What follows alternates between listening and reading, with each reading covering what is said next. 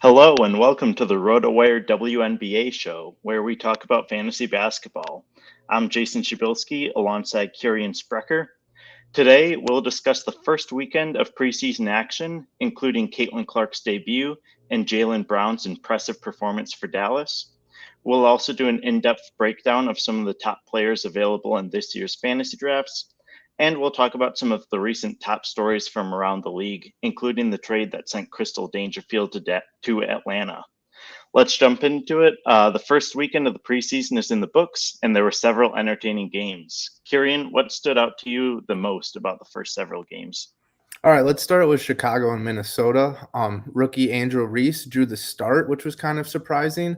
She was the later of the first-round draft picks for Chicago, with Kamilla Cardoso going earlier.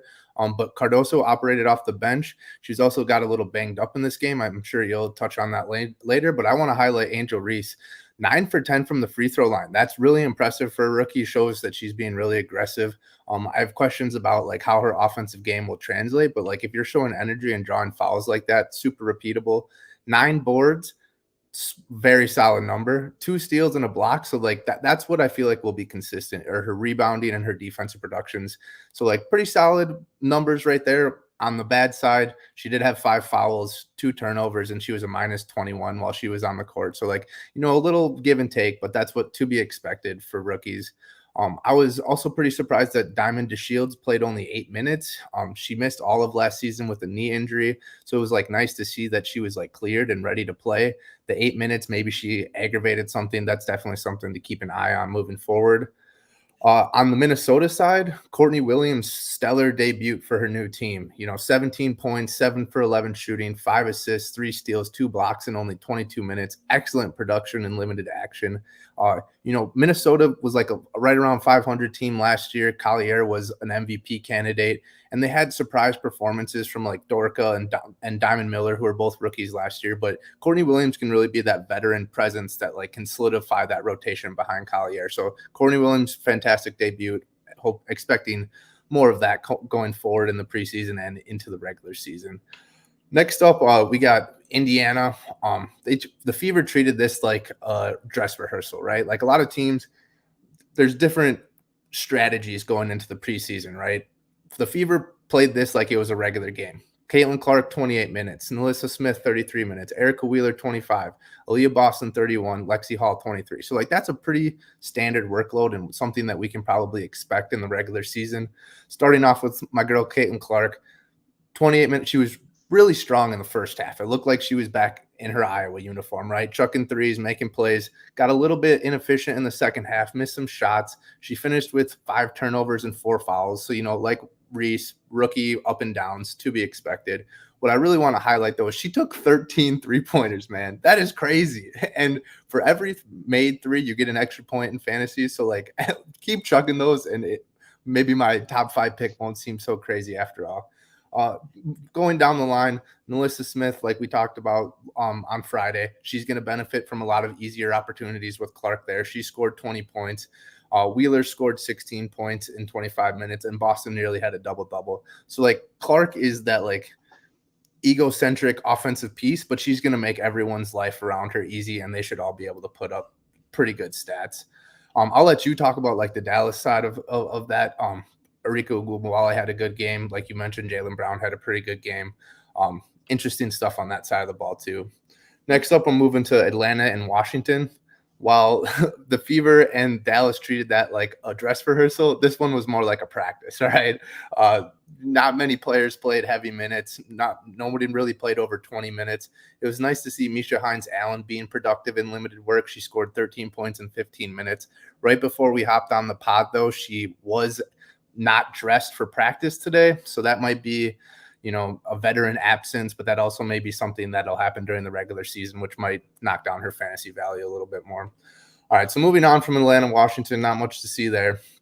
We got the Sparks in Seattle, and just 2 debuts that I want to point out here. Really impressed with Cameron Brink's debut. Another rookie, 11 points, 4 for 8 from the field, 2 blocks. That's production that I feel like is sustainable. We're a little worried about her foul trouble, right? But she can contest shots and she can block shots. 1 for 2 from 3, man. She shot below 30% in college, but if she's blocking shots and making threes, she could be a top 20, top 15 fantasy player easily, even as a rookie, especially for a team that's rebuilding like the Sparks are. And then next up on the Seattle side, Skylar Diggins-Smith looked fantastic in her Seattle debut. 14 points, 5 of 8 from the field, efficient shooting, 5 assists, 4 steals in only 20 minutes. She could be that second piece behind Jewell Loyd, and then you add Nneka Ogwumike in there, and Seattle is looking like another super team. So really good to see Skylar Diggins-Smith back on the court playing well. Always a good sign when we have stars like that playing well. Yeah, absolutely. Out of all the games that you talked about, I really want to focus in on the Indiana-Dallas game. It was encouraging to see Indiana treat it like a dress rehearsal. Caitlin Clark is going to be such an important part of that team. And with how quick of a turnaround it is between the college basketball season and the WNBA season, I mean, Coach Christy Sides was talking after the game about how exhausted Caitlin Clark was after the game. So it's good to see the Fever get her minutes right away, and just her 3-point shooting was incredible as expected. And so if she can do that, she will easily be like top 10 value at least. And the sky's the limit for her. We talked Friday that I was really looking forward to seeing how Dallas would shake out with their workload. I wasn't really expecting Jaelyn Brown to be anywhere close to where she was. She took on a starting role, tallied 21 points, 5 rebounds, an assist, and a steal in 30 minutes. Lou Lopez Seneschal arrived at camp earlier Friday and didn't play in the game, but Maddie Siegrist looked to be the clear number 2 option for, I guess the clear bench option and just secondary among the forwards. So if Jaelyn Brown still has a long ways to go, she still needs to make the roster officially, which she looks to be well on her way. And it's not yet clear whether she might have a starting role once the regular season begins. But at this point in time, if we were drafting today, which we'll be doing our staff draft tomorrow, if you gave me the choice between Jaelyn Brown, Maddie Siegrist, and Lopez Seneschal, I'd probably have to go with Brown. I think that if she can average maybe around like 10 or 12 points, 4 rebounds or so, she has the potential to be a league winner where you're drafting her. She's available at this point really at the end of your fantasy drafts. You can just get her in the last round or the last 2 rounds, but that might rise a little bit over the coming days.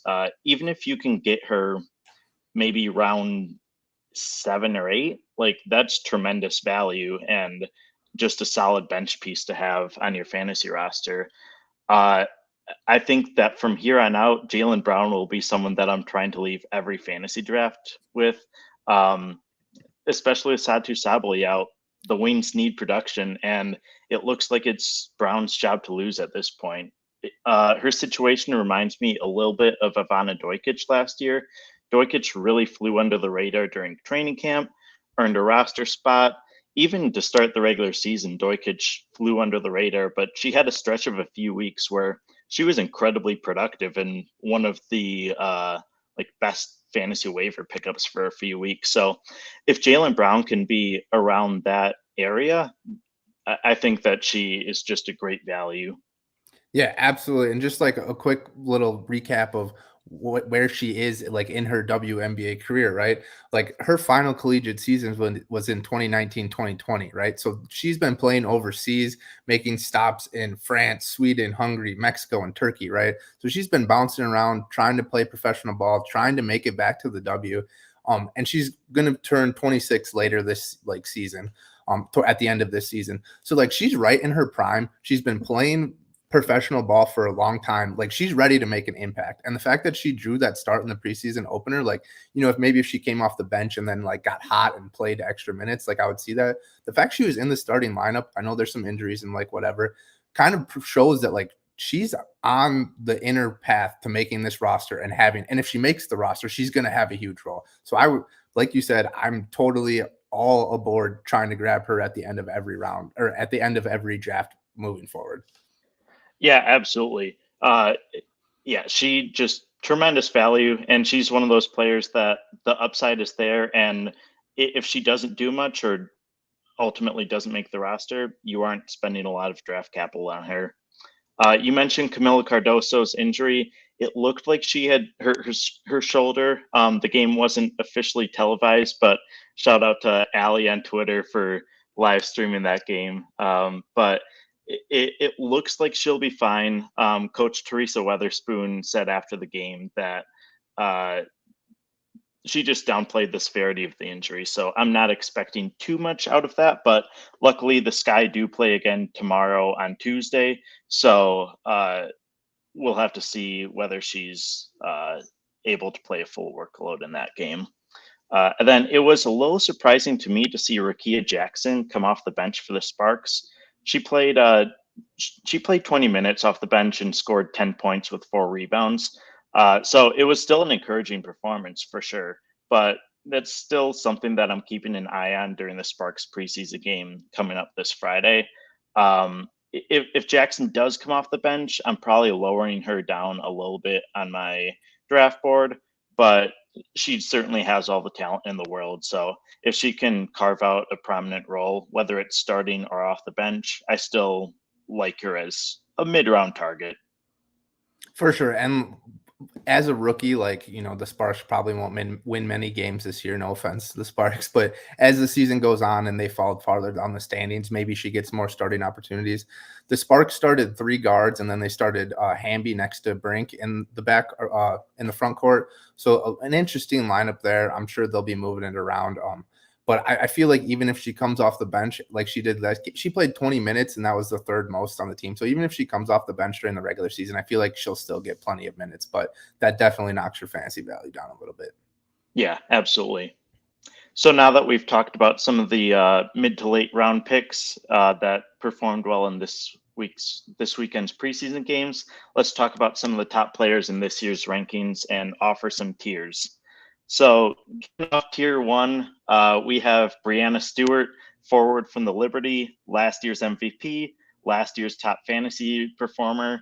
Last season, I had some question marks as to like just how dominant she'd be because she was joining a new super team in New York. New York added Breanna Stewart, they added Courtney Vandersloot, they added Jonquel Jones. There was a lot of talent, and I wasn't sure just how the workload would be distributed. But I mean, Stewart was dominant. She was the clear focal point on that team, and I had her in most of my fantasy leagues, and she did not disappoint. Heading into this year, really my only question when I have the top pick in my fantasy drafts is whether to select Stewart or Wilson. But most of the time, I'm going with Wilson. Yeah, absolutely. I feel like the difference there is Stewie gives you more 3-point production and Wilson gives you more defensive production, right? So give or take, what pick your poison sort of deal.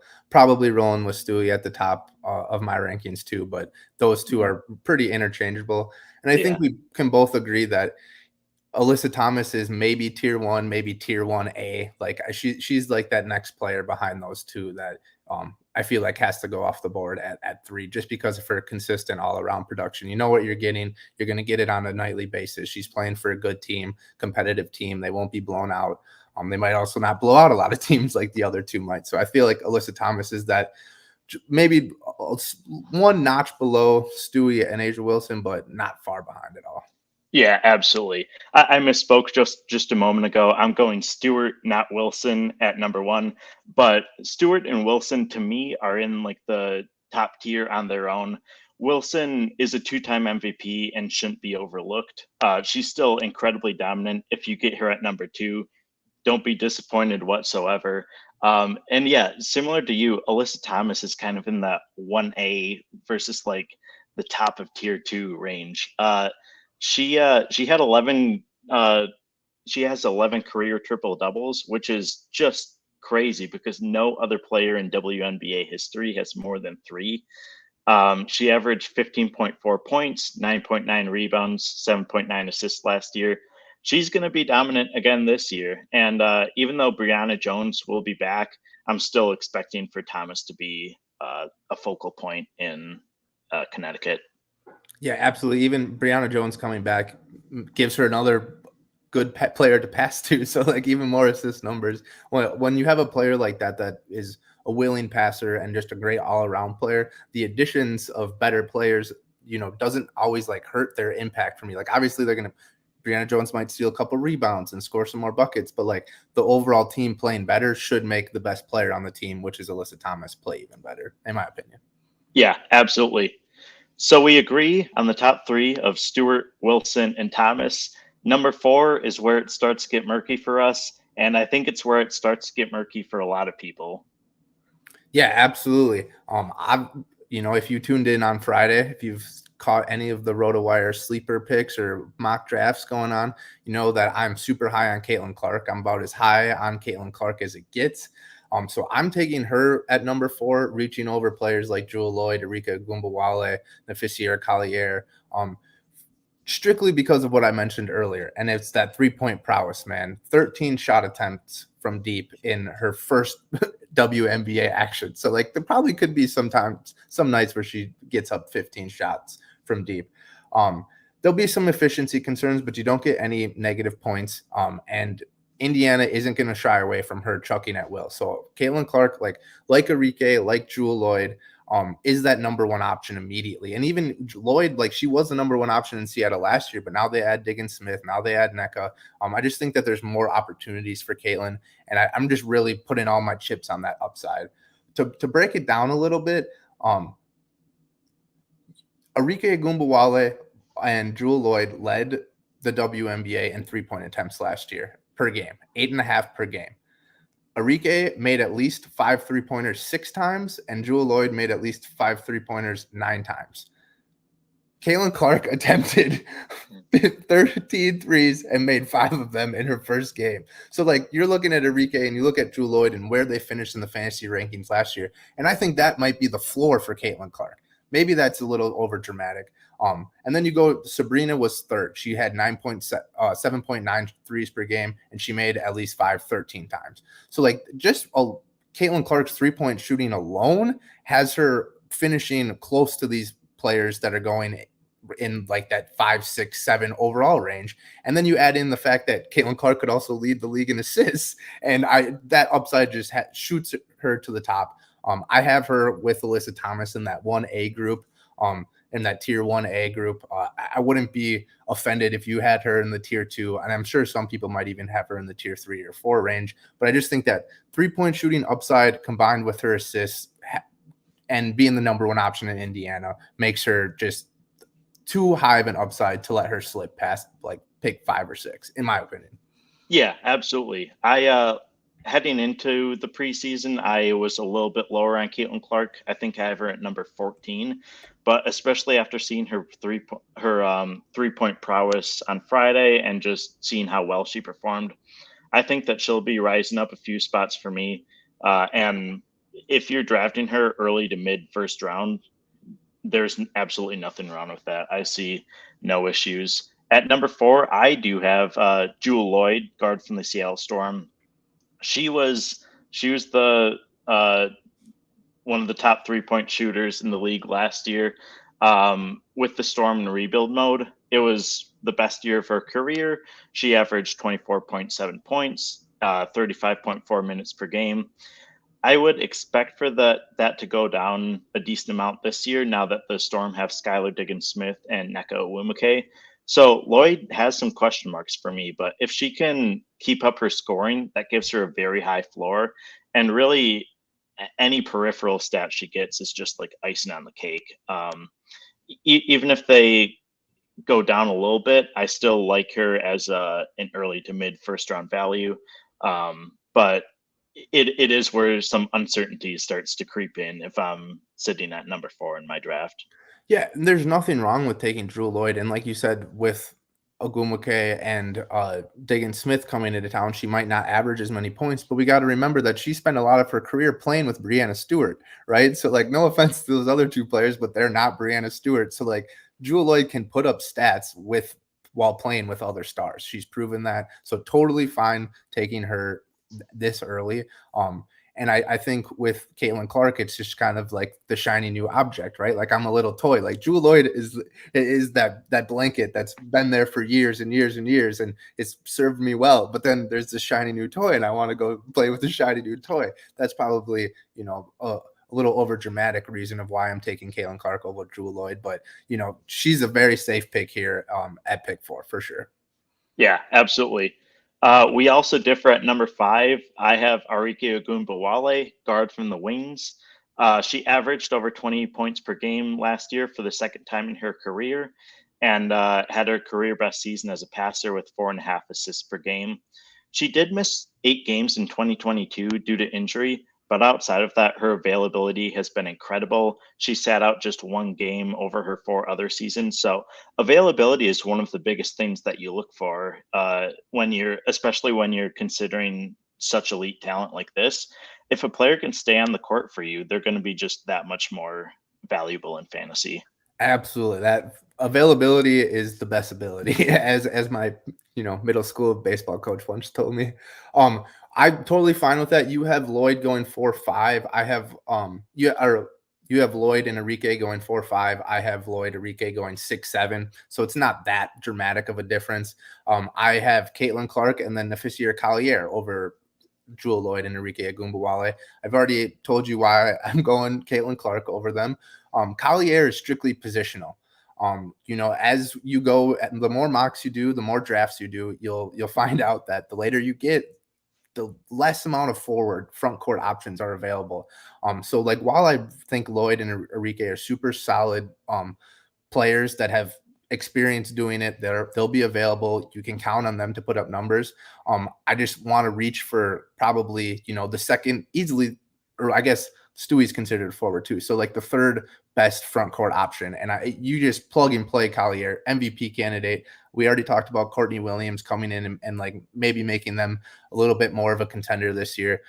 So Collier over those other two might be like, you might not get as many points, like overall points, but you're going to be at a positional advantage at forward, if that makes sense. Yeah, absolutely. I have Nafisa Collier at number 6, but like I could see her going as high as number 4, even number 3, like when the season is all said and done, in terms of overall rankings. And the fact that she's at number 6 shows just how deep this year's talent is. Like you said, she's slightly risky. Minnesota made a few offseason acquisitions: Alana Smith, Alyssa Peely via the draft, Courtney Williams. Collier should still be the clear focal point for Minnesota, but I'm wondering whether she'll have just as many chances for involvement, which is why she's dropped just a few spots in my rankings.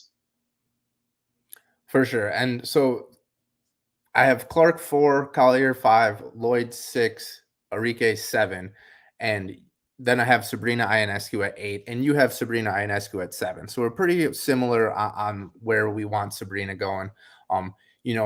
8-team league. I don't want her to slip into the second round. I really like taking her on that turn. I have taken her on that turn in multiple mock drafts. Similar story with Enrique and with Jewell Loyd. Sabrina is just a 3-point like demon, right?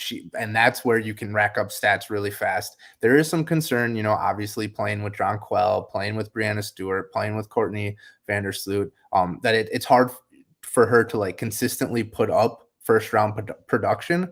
And she does have some, highs and lows. And last year she was dealing with a little bit of an injury towards the end of the season, which limited her impact during the WNBA finals against the Aces, obviously. But she's supposed to be fully healthy coming into this year. And personally, I think if the Liberty are going to take that next step and actually dethrone the Aces, Sabrina needs to be a superstar, right? Like Brianna Stewart is a superstar. Jonquel Jones is a star. Sabrina Ionescu is a star, but Ionescu needs to turn into a superstar this year, take control of this offense, play lead point guard, knock down shots. And I think she's totally capable of doing that. I just think last year she kind of like wanted to ease the super team into things. And then you saw her production tick up, and I expect her to just like right out of the gate be super productive. So I don't want Sabrina Ionescu to slip out of the first round. And I think we're both in agreement there.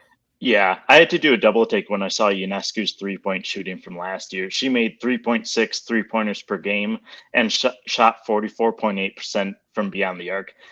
Those are crazy numbers. And like, if Caitlin Clark comes anywhere close to that, she will be regarded as one of the best in the league. But I think just seeing what Ionescu did last year, her peripheral stats were down just a little bit, but if her scoring stays up, she absolutely belongs in the first round. Shooting 44% and you're, I mean, only taking 7.9. That's a bit of an exaggeration. But if you're shooting 44% and I'm your coach, I'm like, you need to be shooting at least 10 threes every game. Come on. Like, you got to do that. And like I said, she probably was deferring a little bit and trying to get everyone worked in and developing that camaraderie and, like what that cohesiveness with that new unit all playing together for the first time.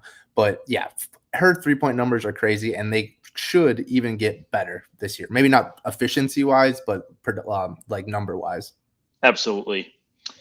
So Ionescu is the end of tier 2 for me. Going into tier 3, I have Natasha Howard, forward from the Dallas Wings. Howard was already pretty high in my rankings, like heading into training camp, but the news that Satu Sabally would miss the first half of the season was pretty just bolstered my rankings for in that regard. In Howard's first year with the Wings last year, she averaged a career high 33.1 minutes per game, and that was with Sabally healthy for most of the season. So I think she has a very high floor heading into 2024, and if her scoring and rebounding can stay up there, she also belongs in the first round, or at least early second round. Yeah, totally. I have Natasha Howard going at 12, so a couple of spots lower. And I think that, like you said, Sabally missing time is going to be important and play a role in her production to start the season. But I also think like Howard, Nneka from Seattle, Aaliyah Boston, those are all kind of interchangeable at like that 12th, 13th, 14th round for me. So I just talked about how Collier, you have the positional advantage, but then I'm ending this 12 mock with a bunch of guards. And I just think that guards score more points on average than the forwards. So I have them going a little higher in my ranking. So after Sabrina, I'm going Ryan Howard. If you tuned in on Friday, you know how high I am on her. And, I argue that she could probably get some forward eligibility at ESPN if you're listening, but we'll table that conversation. I actually probably won't table it. I'll probably bring it up every podcast. And then I go Kelsey Plum, Chelsea Gray. And, I like we talked about with Sabrina, sharing the court with a bunch of superstars, like limits everyone's overall production, but the Aces are going to score close to 100 points a game. And the more points, the more fantasy points. So you want those players on your team and you don't want to let them slip into like the 14th or 15th pick just because you don't want to have too many aces on your team. Never say that. Don't be afraid of having too many aces or too many Liberty on your team. That's a good thing. Yeah, absolutely. In my tier 3, I have Natasha Howard, Chelsea Gray, Ryan Howard, Skylar Diggins-Smith, and Kelsey Plum. Probably the biggest question mark out of those 5 names is Skylar Diggins-Smith. Like we talked about earlier with Seattle, we don't know exactly what the Storm will look like this year in terms of workload distribution. But you also have just like the narrative factor of Skylar Diggins-Smith missed all of 2023 after giving birth. She had a kind of messy end to her tenure in Phoenix. So I'm expecting her to come out of the gates quickly in 2024. Even with Nneka Ogwumike there, Jewell Loyd returning, Ezi Magbegor, you can't overlook her. I'm expecting big production out of Skylar Diggins-Smith. Yeah, absolutely. Revenge type season for her after her tenure in Phoenix ended a little poorly. I love that. I think it's, I'm probably playing it a little bit safe with Kelsey Plum and Chelsea Gray. Diggins-Smith can easily put up production comparable to those players. Just a little hesitant, want to see it in the regular season. After missing a full year, like maybe there's some minutes restrictions going on like halfway through the year if she gets worn down a little bit. But I think that's a fine reach and super high potential there. Yeah, absolutely. And like you said, with the Aces, We have 3 aces within our top 12 for both of us, and you can't go wrong with any of them. I think the biggest thing that hindered Asia Wilson's MVP case last year was just the fact that the Aces were winning so many games by such high margins that they didn't need to push Asia Wilson further than she needed to go. So Becky Hammon was a little bit like, she admitted the issue last year and said that she might change it up this year. So there's a chance that Asia Wilson sees more playing time. There's also a chance that the other aces also just like see their playing time stay elevated even when they're in blowout games, because even though they're the back-to-back champions, the aces still go out every game acting like they have something to prove. Absolutely. And I know Candace Parker missed a lot of time last year, but with her not coming back to the team this year, they don't have much depth, to be honest with you. They have solid depth, but you got to play those superstars until as long as you can. Yeah, it'll be interesting to see whether the Aces go out and make another addition before the regular season. But even if they do, I still feel comfortable with each of the 3 aces where we have them. Absolutely. Yeah. And then to close out, one of the biggest stories of the weekend was Crystal Dangerfield being traded from Dallas to Atlanta. She was in the mix for a starting role with the Wings, but that could now go to Veronica Burton, JC Sheldon, or Jaelyn Brown. And the timing of the move and just the fact that the Dream made the move makes me wonder a little bit whether Jordan Canada is going to miss time due to her hand injury. She's dealing with the right hand injury. She's been named the starting point guard, but wasn't available for the preseason opener. If Canada's out, then Crystal Dangerfield and Haley Jones should be able to step up. So I'm intrigued to see how that workload shapes up. Yeah, absolutely. I think you nailed the ramifications of that trade. Good news for JC Sheldon. Good news for Jaelyn Brown. Bad news for Jordan Canada. I would say that the Dream trading for another guard would be another variable into why Ryan Howard is a forward, or at least should have some forward eligibility. Okay, I'm sorry. I won't be that annoying every week. But I do think that she should have some eligibility. Super interesting trade, right? We don't get very many like training camp trades. So it'll be interesting to see how that all works out. And I think the biggest thing here is Jaelyn Brown. We started with her a little bit, and we're probably going to end with her. Journey woman, playing overseas, and now has just a super clear path to consistent playing time. And that's like a super fun story to watch all training camp and hopefully into the regular season too. Yeah, absolutely. I could have never predicted what would happen in Dallas this weekend, but it was exciting to see, and it just goes to show how much talent Dallas has on their roster. Even with JC Sheldon, she was incredibly talented in college, and she might wind up kind of having to take on a backseat role on the bench. So it'll be interesting to see how that shakes up. It's unfortunate for Haley Jones. So last year she was one of my favorite sleepers. She didn't really pan out. This year I was hoping that there would be a path toward a role. With Dangerfield in the mix, it looks harder, especially once Jordan Canada is healthy. So unfortunately, Haley Jones might not be super fantasy relevant in season-long leagues, but the Dreams backcourt is still looking very dangerous. One note on Haley Jones before we go. I was kind of like high on her upside too going into last year. And I was like, there was one game that I can remember where she just went off. So I had to look that up again. And it was a loss to the Aces, 112-100 loss to the Aces. She came off the bench, played 30 minutes, and Jones put up 23 points on 8 of 13 shooting, 6 boards, 5 assists, 2 steals, only 1 turnover. So the upside is there. Just we don't know if she'll be able to get enough playing time. The Dream should be competitive this year, but there is that upside, and I don't think you were wrong necessarily to be high on her. I was also high on her, so maybe one day she can get some PT, and hopefully it's not due to injuries or anything. Never hoping for that. Yeah, for sure. Yeah, that's one of the power of the Aces. They make everyone around them look good. But that does it for the second episode of the RotoWire WNBA show. Thanks for joining us. We will be back this Friday at 1 p.m. Central. we'll be talking about sleeper picks, breakout candidates, and bust candidates heading into the final weekend before the start of the regular season. Looking forward to it. Looking forward to it too. See you later, Jason. See ya.